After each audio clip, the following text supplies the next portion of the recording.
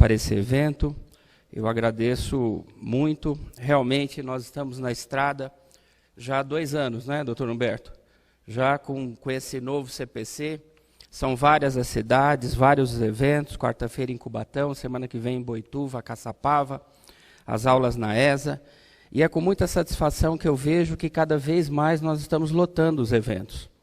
Isso daí é bom, porque a coisa que mais me irrita, aliás, 2 coisas que a idade nos traz. Eu já passei algum tempo dos 50 anos de idade, estava falando para o Clure isso daí, né, Clure? 2 coisas que a idade nos traz. Primeiro, o saudosismo. Nós passamos a enxergar o mundo de uma maneira diferente. E tudo nos traz saudade daquilo que nós tínhamos 20, 25 anos de idade. E o segundo é a irritabilidade. Nós somos mais irritáveis. E a coisa que mais me irrita é ouvir do colega o seguinte: o CPC não mudou nada. Eu não preciso de ir em palestra nenhuma, não é, Paulo? Eu não preciso de ir em lugar nenhum. Não, eu não vou fazer nada, o CPC não mudou nada. O CPC mudou tudo. Mudou até a forma de nós tratarmos os nossos clientes. Então, a minha palestra hoje, se me permite, doutor Humberto, eu farei uma palestra muito prática. Posso? O senhor me autoriza, presidente? Então, assim, eu vou fazer uma palestra hoje prática. É mais ou menos o seguinte: como preparar o meu escritório para o novo CPC, que, segundo alguns colegas, não mudou nada. Então, a primeira coisa é a mais importante, a entrevista com o cliente. Não tem como você falar sobre petição inicial sem falar de entrevista com o cliente. Não tem como. Doutor Paulo, com muita competência, falou da contratação, uma bela palestra. Eu já anotei tudo, viu, Paulo? Já anotei tudo que você falou aqui, muita dica, muita coisa boa. Pelo seguinte, pessoal, a primeira coisa que nós devemos pensar é a seguinte: eu não venho aqui para poder ficar passando para vocês, fazendo leitura do CPC. Então eu vou dizer o seguinte: a primeira grande coisa é a paulada que nós temos na petição inicial. A petição inicial, por ordem minha, hoje no escritório, tem que passar pelo menos 3 advogados, até as ordinárias de cobrança. Por quê? Porque o CPC mudou tudo. Mudou tudo. A maior responsabilidade do advogado hoje é na elaboração da petição inicial. Então, não é uma palestra, e quando eu vi o tema, eu falei, puxa vida, mas agora me apertaram. Porque de tudo sobre o novo CPC é uma das coisas mais pesadas, a petição inicial. Por quê? Embora nós já tínhamos no CPC antigo a questão da improcedência liminar do pedido, mas agora vem para valer. Porque a ordem do Tribunal de Justiça agora é para que a magistratura realmente faça isso. Então, o que acontece? E nós já voltamos para a entrevista. Hoje, com a improcedência liminar, você pode protocolar uma petição inicial 12h14 e tomar uma sentença de mérito de improcedência 12h23. Não, mas aí eu vou subir com o recurso e vai tomar outra paulada no dia seguinte. Tudo inaudito altera parça. Aí o cliente liga para lá e fala, doutor, o senhor já distribuiu? Já distribuímos, já perdemos em segundo grau.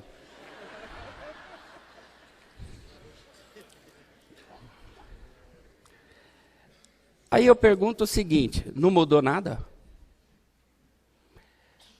Uma das palestras hoje, é uma palestra de muita responsabilidade, que é o último palestrante, que eu dei uma aula na quinta-feira na pós-graduação, sobre RDR, Incidente de Resolução de Demandas Repetitivas. Não é uma palestra perdida num congresso, é uma das coisas mais potentes do novo CPC. Embora quem cuide de Previdência Social saiba que na Previdência isso já existe, mas para nós, na Justiça Comum, isso é novo. Bem, pessoal, vamos voltar para o contrato, senão nós vamos nos perder. Primeira coisa que nós devemos fazer é o seguinte: todos os documentos que os nossos clientes estão entregando agora são em PDF. Sim ou não? Muito bem. Muitas vezes, o cliente fala, doutor, eu não tenho tempo de ir, eu vou mandar tudo PDF, depois eu mando os originais. Nós elaboramos a petição inicial em cima de documentos encaminhados pelo cliente em PDF. Grande oportunidade você ter a Polícia Federal na porta do seu escritório. Por quê? Porque muitas vezes nossos clientes encaminham recibos com autenticação bancária falsificada.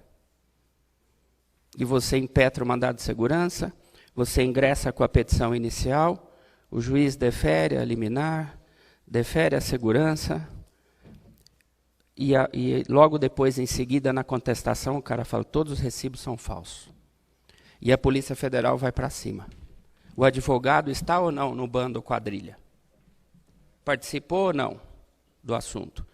Então, a primeira coisa que nós devemos fazer, antes de elaborar a petição inicial, é fazer inserir no contrato de honorários, que a palestra do Dr. Paulo foi muito interessante, que o cliente declara sob as penas da lei que a entrega dos documentos em PDF é autêntica e fidedigna, que os documentos são perfeitos.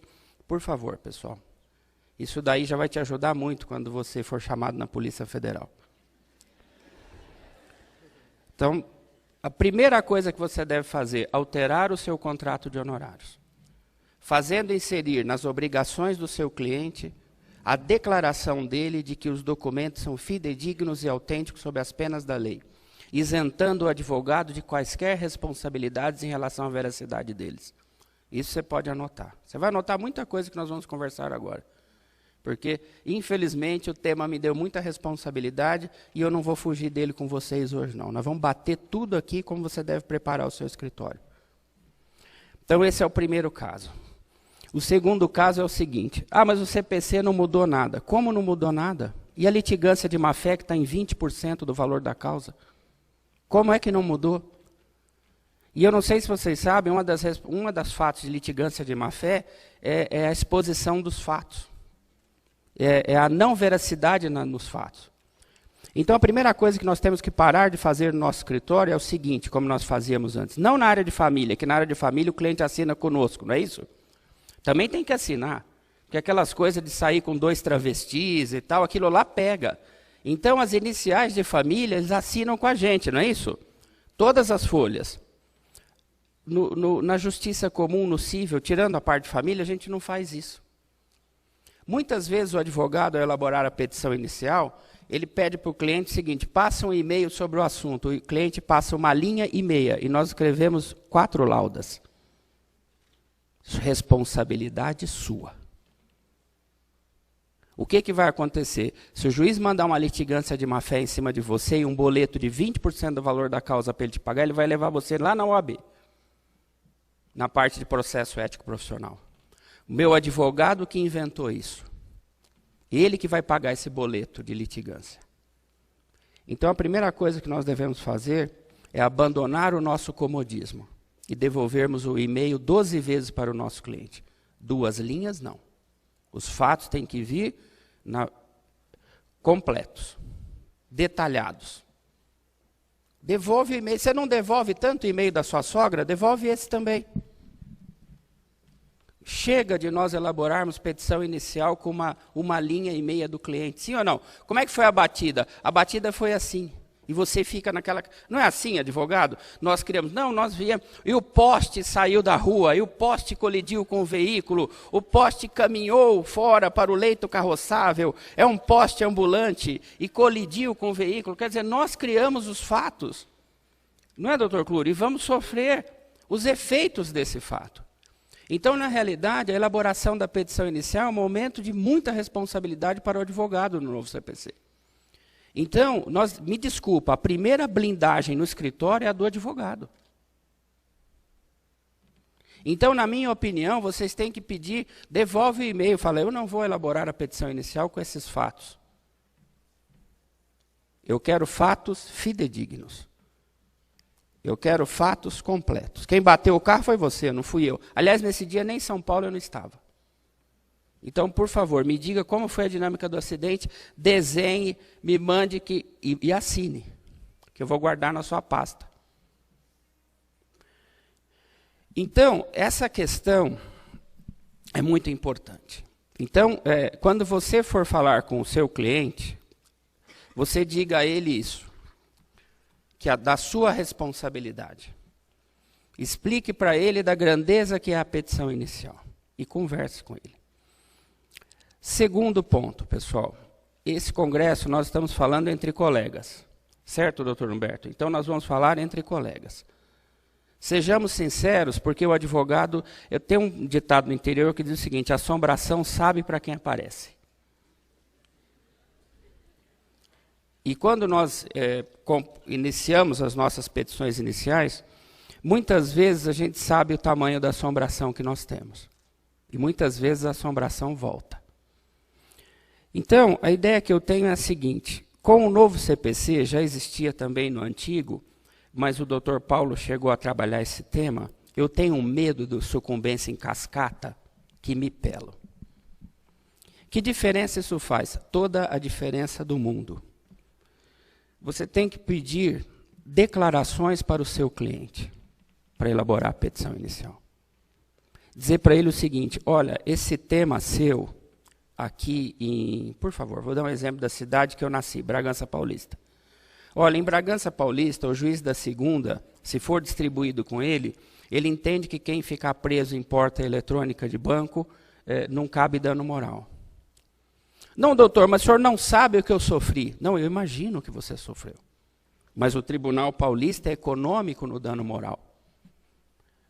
Para os tribunais, para o Tribunal de Justiça de São Paulo, uma dor muito grande é um simples aborrecimento. Então, na hora de elaborar a petição inicial, você tem que tomar cuidado com esse pedido. Porque agora, todas as vezes que o juiz... O que vai acontecer? O dano material você já ganhou, porque o pé dele também ficou preso, ele é taxista, ele ficou sem trabalhar 4 semanas, então os lucros cessantes você vai levar, porque a prova será feita. Mas o dano moral, você vai tomar uma invertida. Vai perder em primeiro e vai perder em segundo. Então é bom que o seu cliente assine uma declaração de que ele foi orientado pelo advogado, de que a demanda dele, pelo menos nessa parte de dano moral, ela enfrenta uma resistência. Por quê, pessoal? Porque agora nós temos sucumbência em cascata. É uma sucumbência em primeira, porque ele vai tomar uma improcedência parcial. A hora que você ingressar com a ação, o juiz já dá paulada na parte do pedido de dano moral. Ele fala: isso daqui eu já estou separando e já estou dando improcedência. Prossegue os lucros cessantes. Então você já tomou pau aí. Sobe para o tribunal, é outro lá.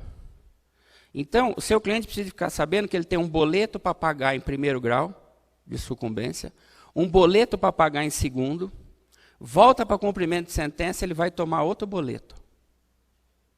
Você sabe por que eu estou falando isso daí para vocês, pessoal? Porque vai sobrar para o advogado. O cliente vai lá na OAB e vai iniciar um processo ético profissional.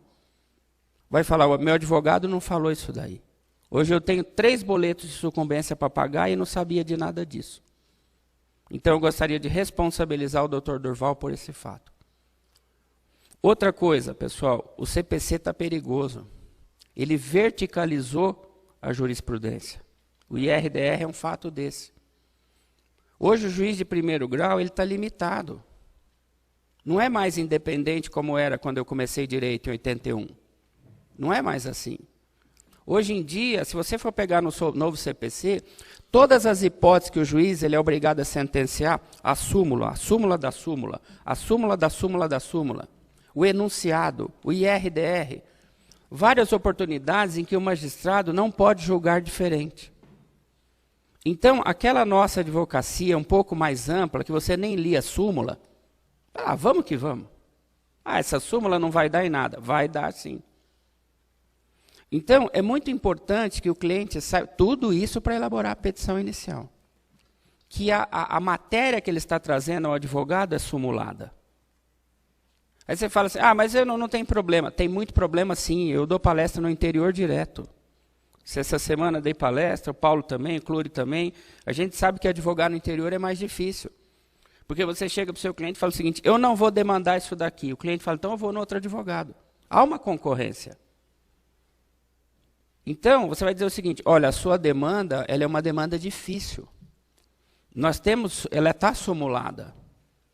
O que isso tem a ver? Não tem a ver nada. Eu estou te falando que é uma demanda difícil e gostaria que você Não precisa assinar uma declaração, mas você pode mandar um e-mail para ele dizendo que a demanda é difícil.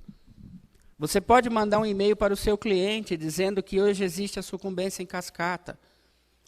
Pessoal, o cliente precisa compreender os riscos da demanda.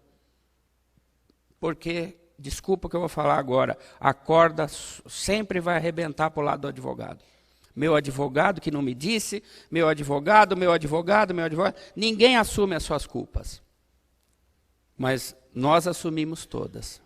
Temos costas largas? Sim, temos. Mas o processo ético profissional vai nos machucar muito na OAB. Embora saibamos que seremos inocentados. Então, a elaboração da petição inicial hoje é uma grande responsabilidade. Pessoal, não tem quase nada de novo. Eu nem vou abrir, porque eu já decorei. A primeira coisa que você tem que pensar é o seguinte: pode colocar tudo que está aqui, porque se você não colocar, não vai adiantar. Eu tenho pedido para os meus alunos da pós-graduação que me encaminhem. Por que da pós-graduação? Porque é os que estão advogando, né? Nossos alunos não advogam. Nossos alunos da pós advogam. Então eu falo, mandem as suas decisões. Todas elas estão no seguinte sentido: emende a petição inicial, emende. Eu preciso saber o regime de casamento. Eu preciso de saber qual é o endereço eletrônico da parte. Eu preciso de saber qual é o endereço eletrônico do advogado. Eu preciso do endereço atualizado do advogado. Aliás, hoje é obrigatório o advogado falar qual é o endereço e o telefone do escritório dele e manter atualizado. Porque muitas vezes você quer fazer um acordo com o cliente e não acha o telefone dele no processo, porque agora é digital o processo, então muitas vezes o cara não coloca timbre. Então, essas coisas são importantes. Você tem que seguir exatamente todos os requisitos previstos no artigo 319. Mas tem dois em especial, viu, pessoal? Três, vamos dizer assim. Primeiro, endereço eletrônico. Pode colocar. O seu cliente tinha e você não informou? Eu não vou dizer o nome da comarca, mas tem uma comarca muito perto de São Paulo que o juiz já condenou, já pelo novo CPC, em litigância de má-fé, porque o cliente tinha endereço eletrônico, o advogado não informou na petição inicial. Então ele já deu 5% de litigância de má-fé sobre o valor da causa. Porque o CPC não é brincadeira de criança. Então, se o seu cliente tem endereço, favor inserir na petição inicial. Explica para ele. Fala, olha, se você me ausentar essa informação, por que é que essa informação é importante? Para ficar bonito? Não, porque futuramente o Tribunal de Justiça vai conversar com as pessoas por e-mail. Por isso o endereço. Talvez eu não esteja mais aqui.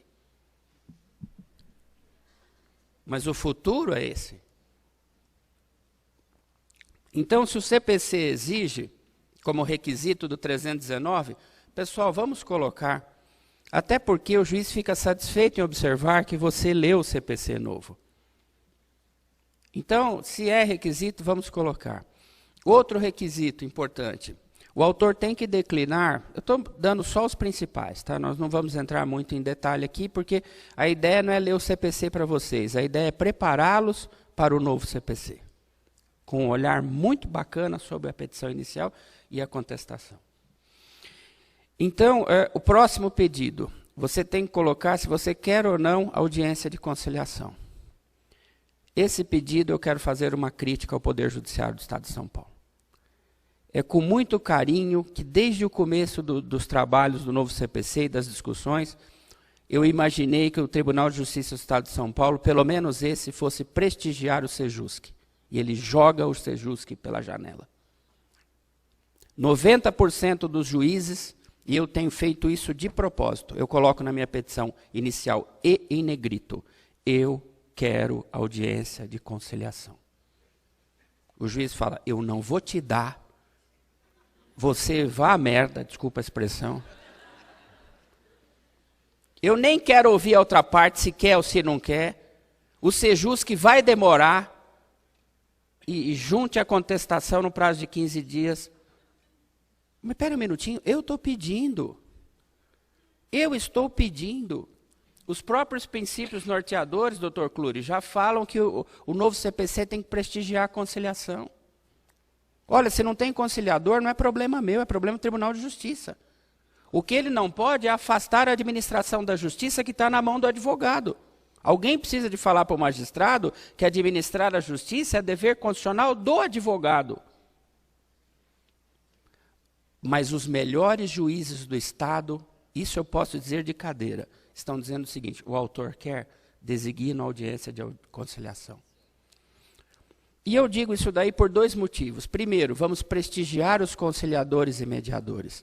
E segundo, eu já estava cansado, com a idade que eu tenho, de ficar acompanhando juntada de mandado. Ah, isso cansa, hein? Juntou o mandado? Não, mas juntou o mandado, porque o próximo tema meu é contestação. Não, mas juntou. Pessoal, isso daí é ridículo. Eu tenho um filho que faz engenharia, ele fala: pai, isso não é normal.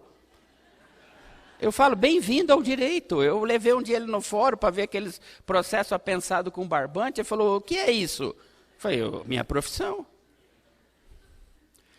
Então, assim, como é que era o meu ideal? Eu quero audiência. E quando é que nós vamos apresentar a contestação? 15 dias depois da audiência. De que vale tudo isso se você não está aqui? Do que adianta? Você faz a contestação, você protocola a contestação, o juiz marca a audiência de conciliação e você concilia. Gastou um tempo danado fazendo a contestação. Qual é a alma do novo CPC? Não apresenta defesa, defesa acirra os ânimos. Sim ou não, pessoal? Quando você apresenta a defesa, o cliente fala assim: ele já apresentou a defesa? Já? O que ele falou de mim? Falou isso: eu não quero mais acordo. Ela falou isso de mim, doutor? Falou: eu não quero mais acordo. Eu até queria, mas agora eu não quero mais. Essa é a alma do novo CPC. Propôs a inicial? Propôs audiência de conciliação. Doutora, a defesa não é agora. Agora vamos conversar. Os juízes estão jogando isso no lixo, sob as mais variadas hipóteses processuais e fundamentos, na minha opinião, que não imperam. Pelo princípio da celeridade, eu dispenso a audiência. Mas ele não tem que dispensar, quem está pedindo sou eu. Então ele está me dispensando também. Ele está jogando no lixo o meu pedido de audiência de conciliação. Olha, se vai demorar 1 ano, a quem interessa a demora do processo? Ao autor ou ao réu, doutores? Não é ao réu? Se eu, autor, estou pedindo, não tem problema de ficar 1 ano. Eu quero a audiência. Então ele é obrigado a designar. Não, eles não têm feito isso. Olha, eu não quero nem saber do seu pedido.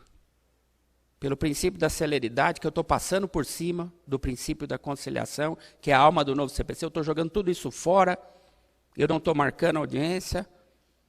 Ora, cadê o Tribunal de Justiça do Estado de São Paulo para fazer interferência nesse sentido? Pessoal, vamos prestigiar a conciliação. Não importa, São Paulo, então, que invista em conciliadores e mediadores. Porque quantos mediadores e quantos conciliadores, doutor Cluri, nós treinamos para serem jogados no lixo agora? O Tribunal de Justiça do Estado de São Paulo se preparou tanto para esse CPC, só faltou combinar com os juízes de primeiro grau. E dizer o seguinte: o autor quer, designe a audiência. Faça cumprir o CPC. Então, isso daí é para você colocar para enfeitar, viu, doutor Cluri? Vai enfeitar a sua petição, você coloca assim: eu quero audiência de conciliação. É exigência. Para você, para o juiz, não. Ele vai descartar esse seu pedido. Os bons vão agendar, ao Sejusc. E aí sim é o rito novo do processo de conhecimento. E tem o último, não precisa mais de pedir para citar. Não está lá entre os requisitos a citação. Mas o que eu faço aí, eu vou ter que tomar até Rivotril, porque eu sempre pedi a citação da outra parte, faça num parágrafo. Sabe os pedidos? Não tem 2 pedidos? A citação, tira dali, põe no parágrafo. Aí o pedido você vai pedir, por favor, vai ser a brilhante palestra do Dr. Cluri, que é a questão da tutela. Primeiro, eu quero a tutela. Esse é pedido. Não é?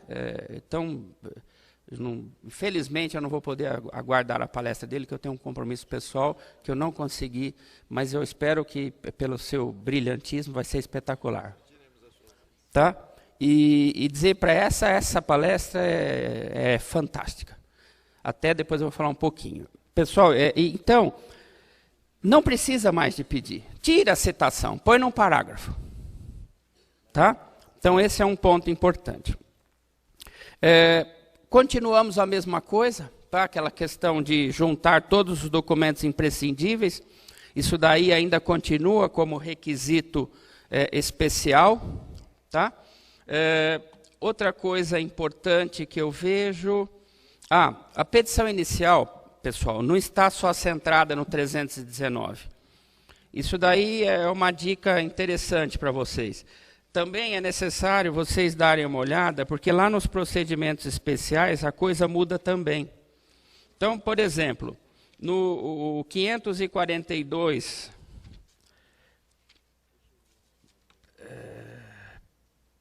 por exemplo,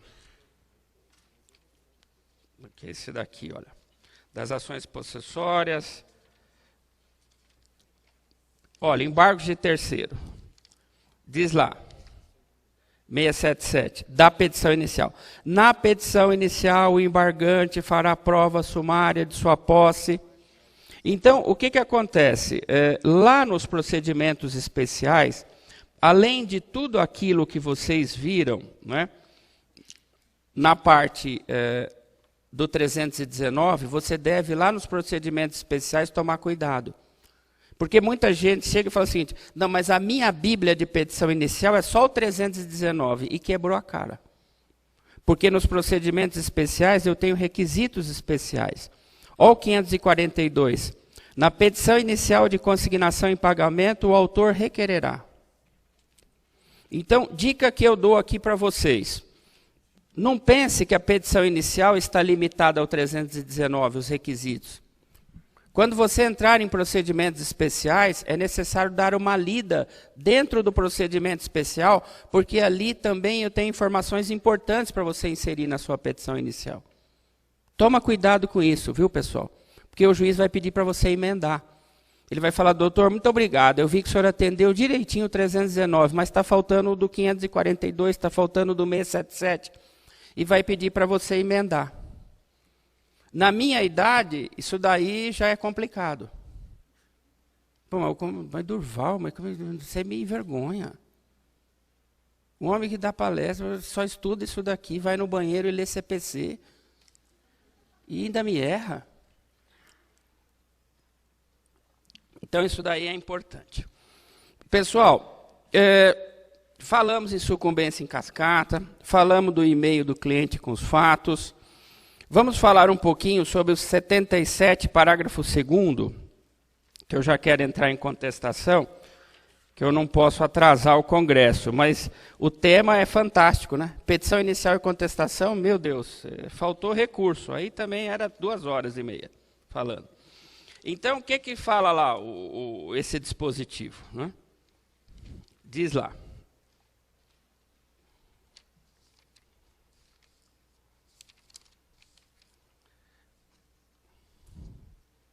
Parágrafo 2º. Estou chegando. Está aqui. A violação, que é a litigância de má-fé, aplicar ao responsável multa de até 20% do valor da causa. É uma multa, é um boletinho para o seu cliente pagar, interessante esse boleto, hein? Porque tem muito processo de 419 mil de valor da causa. Se o juiz mandar reputar o fato grave e mandar uma litigância de má-fé de 20%, é puxado, hein, pessoal?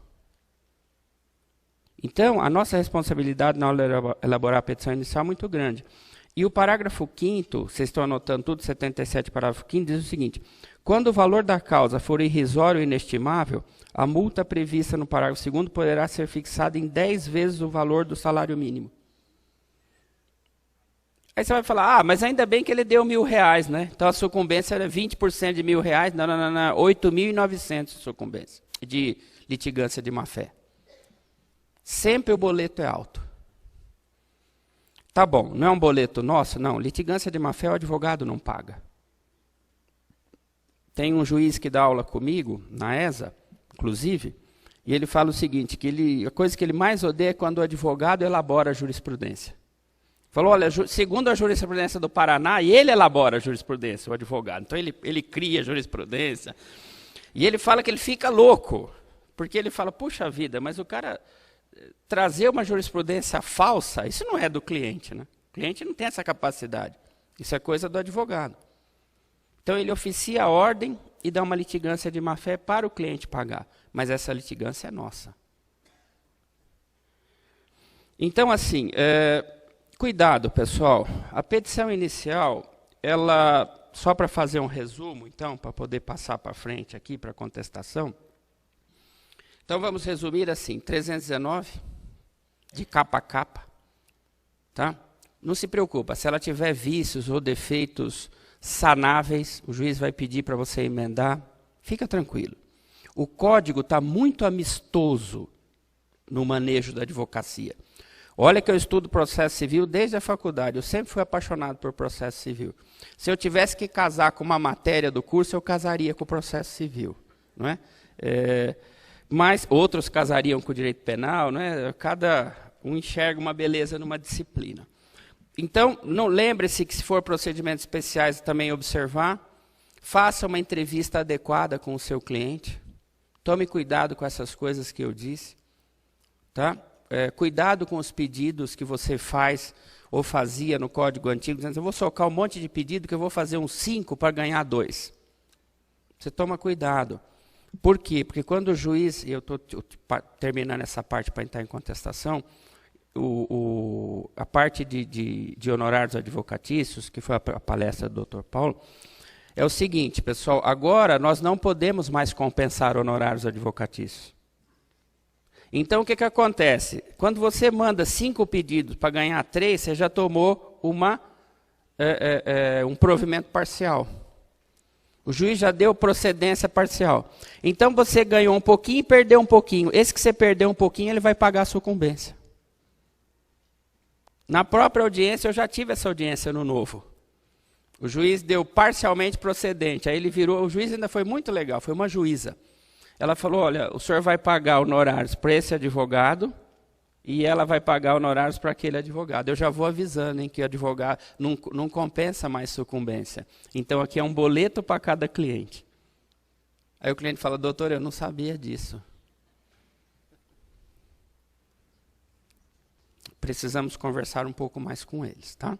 Então, tomar muito cuidado com a elaboração da nossa petição inicial, sem aventuras, tá? Dá uma olhada nas súmulas, dá uma olhada nos enunciados do Tribunal de Justiça, das câmaras, dá uma olhada para frente um pouquinho se não tem incidente de resolução de demandas repetitivas, senão o seu processo, se ingressa, ele já fica suspenso.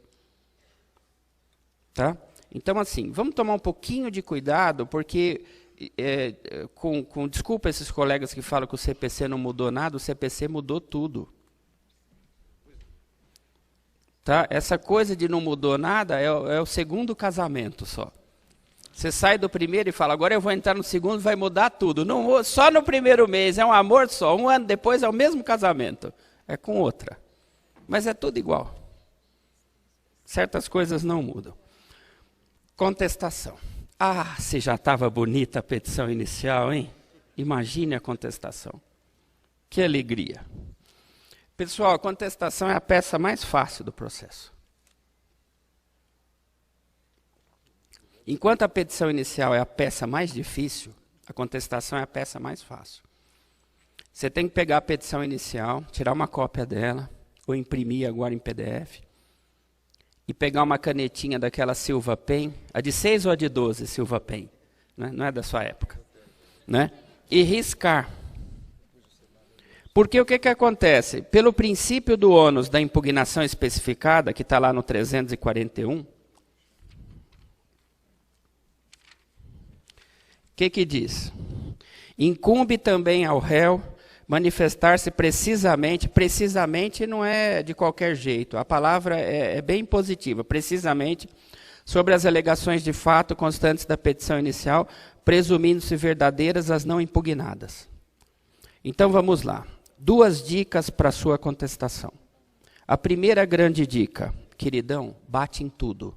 O sol nasce todo dia. Não nasce, tem dia que não nasce. Onde? No Alasca. Mas não deixa passar nada. Porque se passar alguma coisa, eu pego na réplica. Que nós vamos falar da réplica daqui a 1 minuto. Não está na sua palestra, não está, mas eu vou falar. Então a primeira coisa, bata em tudo. A contestação é a peça mais fácil. Tudo que ela falou nos fatos, eu vou rebater. Tudo. Porque se eu não rebater, dá presunção de veracidade. Eu tenho um medo disso que vai daqui em Ribeirão Preto e volta. Segundo ponto, a contestação mudou a forma de manejar ela. Aí para melhor, é o que eu falo, o CPC está amistoso, o CPC é meu amigão. Tudo que eu meti a boca, que para advogar estava difícil, o CPC mudou. Ah, pessoal, era ridículo você fazer um apenso de impugnação ao valor da causa. Ah, isso não dava para fazer um parágrafo na contestação? Não é isso, pessoal? Não, você tinha que fazer um apartado. A justiça gratuita. O cara era médico, dono de metade da cidade, pedia justiça gratuita. Você impugnar a justiça gratuita, apartado. Ah, tenha santa paciência. Como é que é agora? Princípio da concentração no novo CPC. Então você vai concentrar tudo na contestação. Tudo, tudo. Se você tiver na dúvida, soca lá dentro, que você está certo. E se eu não estou em dúvida se é aqui, põe que é melhor colocar. Eu não sei essa exceção aqui de incompetência, eu estou em dúvida, põe lá. Contestação, soca tudo ali dentro. Então aí você não erra, você vai pecar pelo excesso. Então, 2 coisas da contestação. Primeiro, princípio da concentração, tudo é lá dentro dela agora. Senhor, muito obrigado. Isso é uma coisa que eu sempre pedi. Acendi até vela de 7 dias para agradecer isso daí. E segundo ponto, não é, tomar cuidado com o ônus da impugnação especificada. E aqui eu vou entrar 2 segundos na palestra, na próxima palestra, que é a de tutela. E vou dizer para vocês o seguinte, pessoal. A questão referente à contestação, muita gente, outra coisa, tem lendas, né? E eu ouço daí de advogado, eu fico sem dormir.